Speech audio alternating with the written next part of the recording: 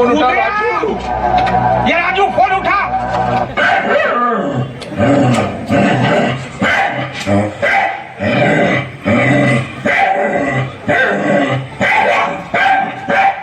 राजू करोड़ों का सवाल है, राजू फोन उठा।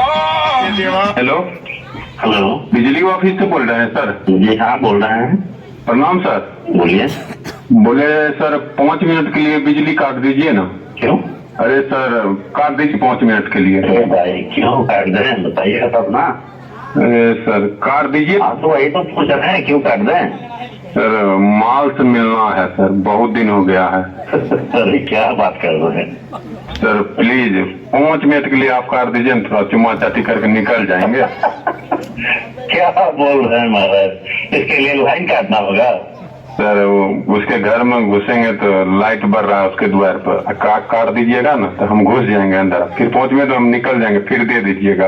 हेलो, लाइन वाइन नहीं काट सकते हैं, ठीक है? सर बात मानिए, बहुत दिन हो गया मिला हुआ। आप तो जाइए, इसके लगाते रहिए, लाइन नहीं काट सकते हैं, ठीक है? Please sir. नहीं, लाइन वाइन नहीं काट सकते हैं। महाराज क्या बात कर रहे हैं आप भी तो।